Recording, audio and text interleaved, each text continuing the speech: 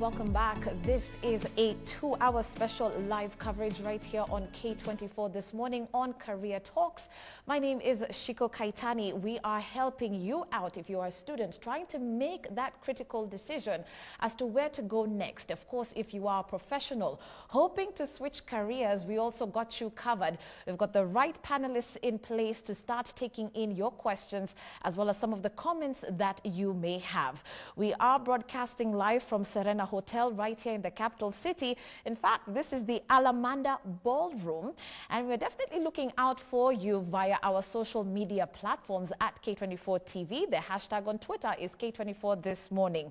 My name is Shiko Kaitani, and still engaging our panelists. I'm talking about Professor Catherine Gashuda, who is a counseling psychologist and educationist, as well as Shaheen Dar, the head of career guidance at Cradle, Manish Sardana, who is the founder and CEO of Cradle, as well as Ekran Dungu, a career coach and the Secretary General of the Kenya National Association of Private Colleges, not to mention David Ongoya, who is the country manager at ABMA or ABMA Education UK. We also do have our special guest this morning, who is none other than Jmo Yulem Se, who obviously is a content creator. You probably know him as a comedian. And last but not least, we do have Andrew Kamunya, who is the corporate training manager at KIPS Technical College. We will be sampling your text messages in just a few, as well as also engaging those who are here in, of course, in our ballroom today. But as we continue, I would like to welcome one special individual known as Anthony Moshiri to the microphone. Anthony, and let's have a roving mic. Tafadhali. As you, of course, stand and speak to us, first of all, you can greet Hello. our audience here today. Anthony, before we took the break, you did actually say that when you're coming today, you have the intent to share with us your story in terms of your career dilemma. And when you mean by you having a dilemma, what exactly was it? My dilemma was actually, I started doing a different course. I started doing architecture. Then the dilemma came when I was in between the 3-year course. So I really didn't feel comfortable when I was doing architecture. And I really never used to be with the type of people who are actually doing architecture, because when you're doing a certain course like architecture, it's kind of confined. Right. And you have to like be with in an environment where you're with the same people who are doing the same things that you're doing. But actually I used to find myself hanging out with finance and economics people. So the dilemma came when 2 years down the line, I wasn't really comfortable, and I really wanted to break the news to my parents and tell them that I really don't want to continue. And my parents are actually old school. And before I even went to them, I really was in a kind of a stress period. Then I went to my mom first, because she's kind of more receptive. After talking to my mom, then I went to my dad. And my dad is the type of strict, old-fashioned guy. And he told me, you have been in this course for 2 years. Didn't you realize in the beginning you didn't want to do it? And I was like, but after I've been here, I really didn't feel comfortable. I was really out of place.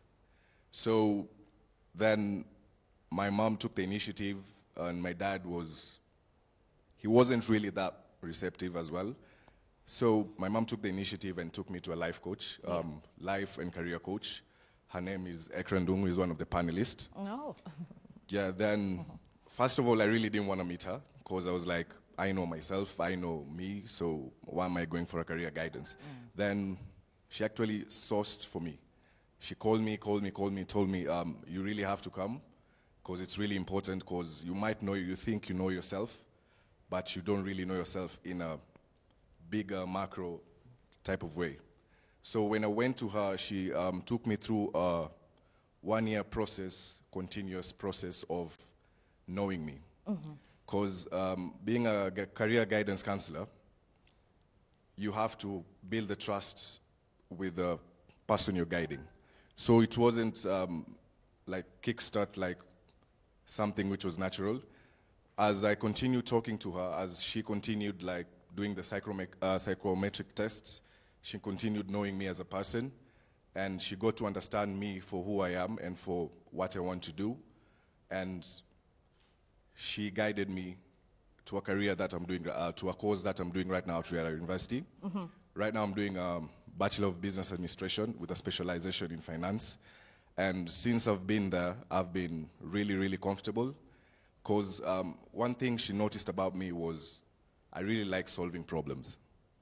Solving problems in a type of entrepreneurial way. And she guided me and encouraged me to do what I really love and what I really want to do. Because one of the challenges that we undergo is to break out the news like, I don't want to really continue to do the thing that I'm doing right now. And if I had stayed there for 6 years doing architecture, then I left, I'm very quite sure I would have just placed the degree on top of my parents' table. True. Then move on to something else. Okay, okay. So for me, it was quite eye-opening, and I would say I benefited. All right, round of applause for Andrew. Thank you for that. Ekra, because you were the savior in this situation, I'd like to start off with this segment, obviously, by throwing the first question at you. Because Andrew's story, of course, is unique, but also quite common if you look at it from students' perspective. And I think growing up, for all of us, we've seen this happen either with friends or even with ourselves. The flip-flopping when it comes to choosing careers. Today you want to be an architect, tomorrow you want to be a vet. You're not sure, you start something because your parents told you to do this. Then when you're in third year, you're like, why am I doing this again? Thanks, Shiko, and thanks, Anthony, for the boldness to share your story. What you didn't say is that you've already started the journey of entrepreneurship and registered a company. Yes.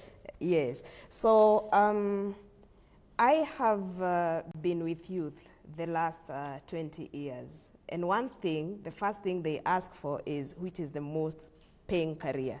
That is what they want, because we have actually glorified like looking high-end kind of life without satisfaction.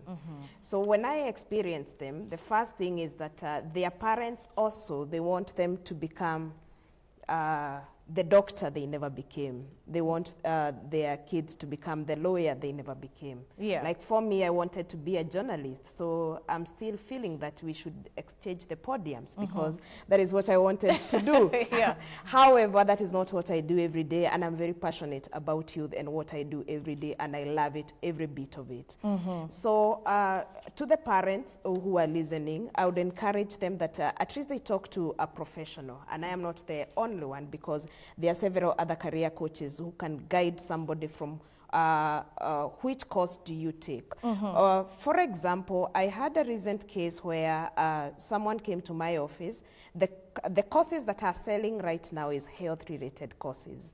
There's actually a post that I've done today of a former student of mine in Germany working as a nurse, sharing the story. So you might find everyone else will enroll for a health-related course, and maybe that is not what you can be able to do.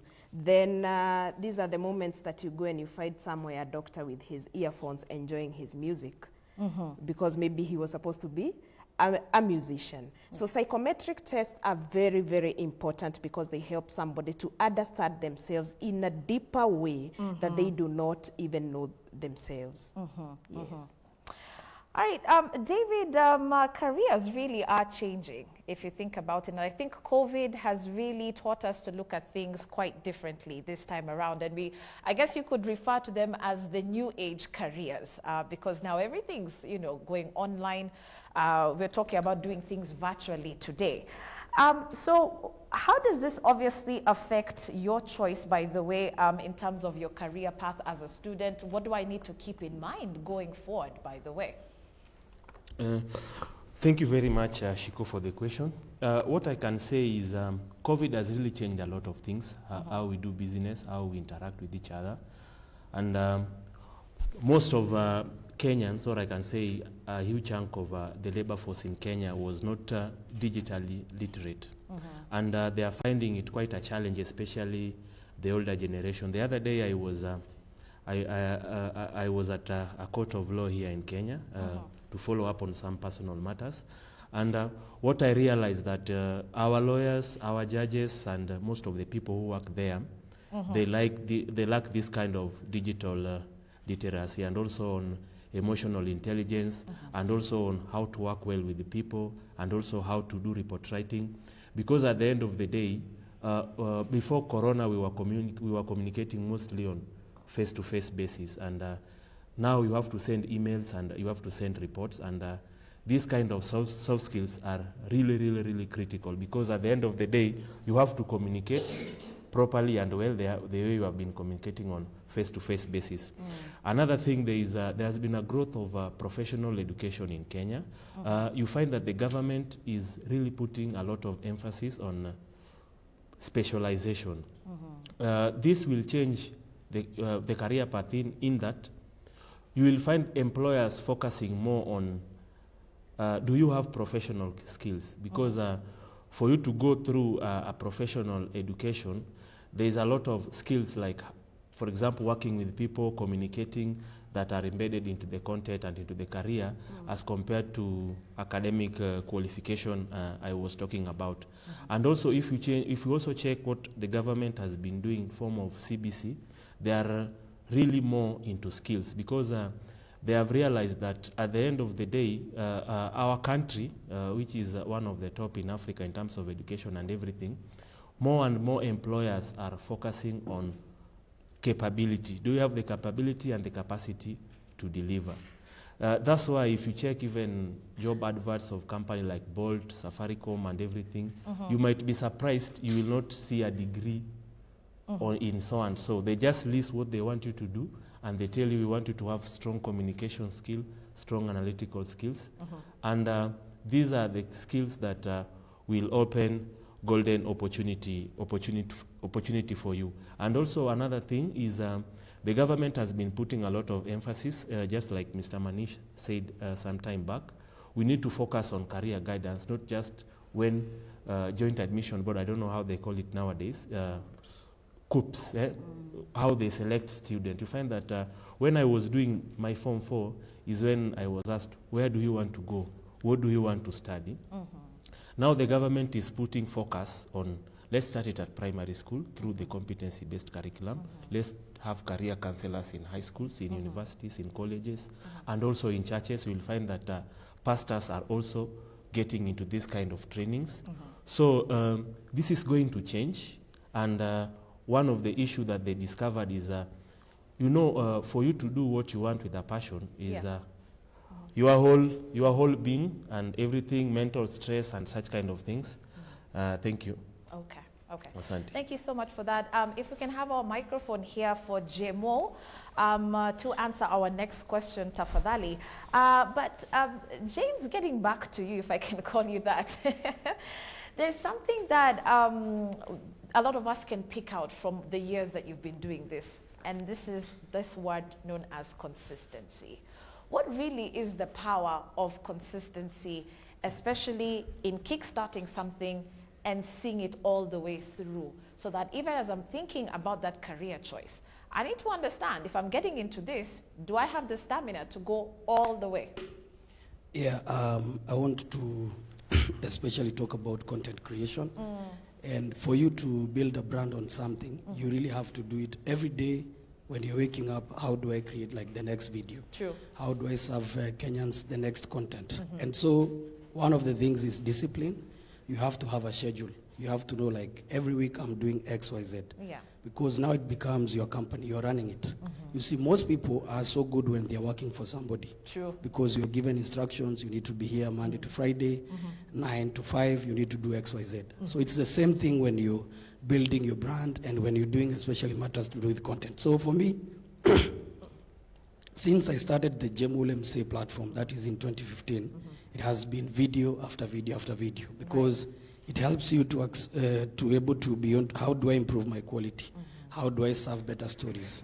how am I able to market my brand? How am I able to make money from the brand? Right. It also boils down to consistency. But allow me to focus also on Anthony's story. Yeah. And he talked about the way he discovered maybe in his second year he needed to change his course, and he went and talked to his parents.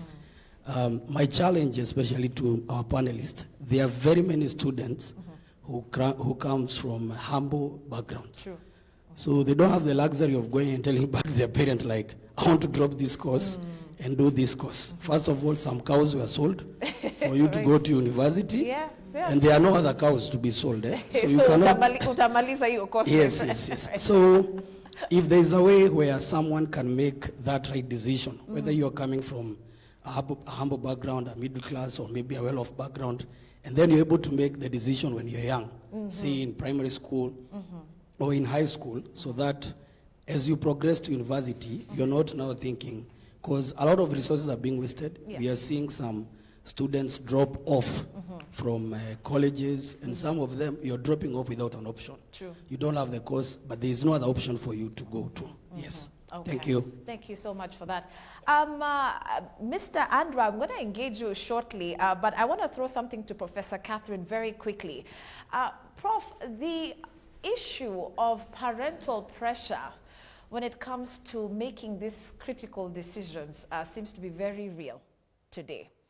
Why don't you really address the parents as well who are probably watching this and saying, okay, fine, maybe I might want to let my child make this decision on their own and go with their feeling and what their passion really seems to be. Because even just using what Jemo had said earlier on, you might not have the luxury to switch careers simply because you're being told you have to do it. You don't have the option.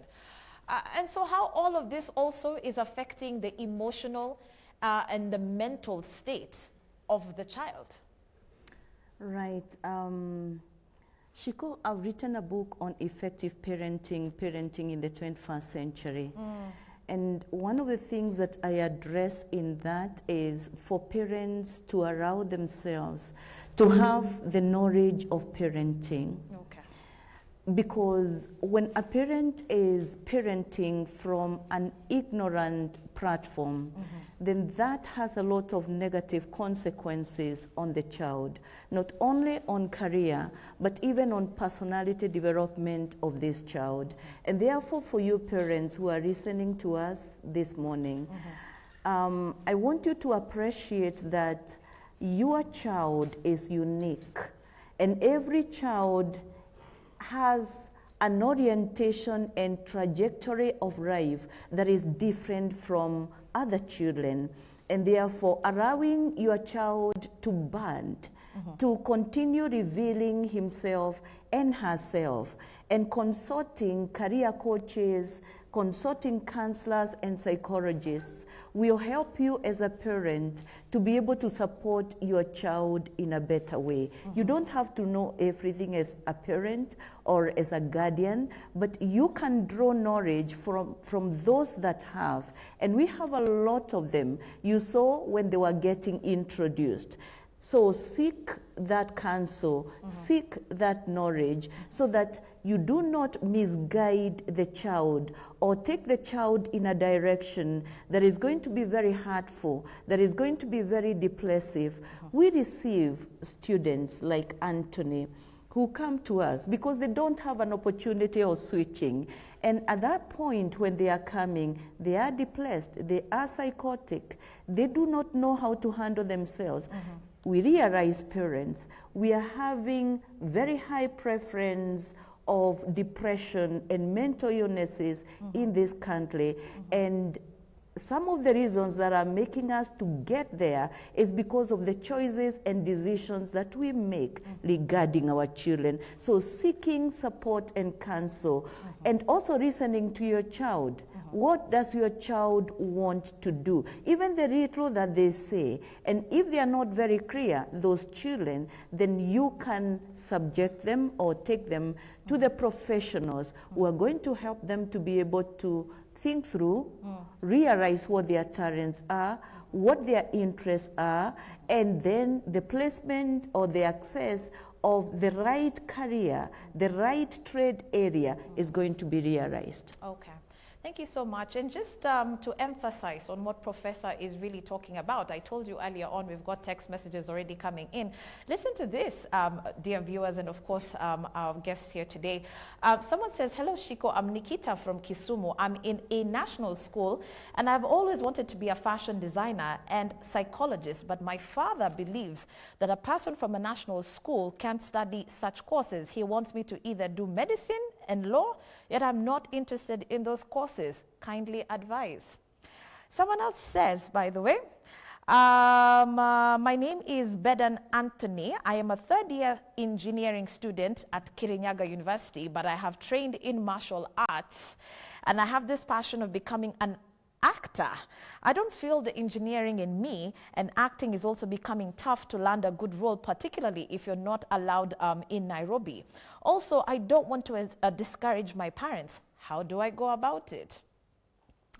And then I'm going to throw this question to you, Mr. Andrew, and you know, you can actually be seated. We'll pass the microphone to you, not to worry. I understand now it's been sorted out. So if we can get the microphone here. Someone says, kindly don't mention my name, but he's put it here, so I'll just call him E, okay, for the sake.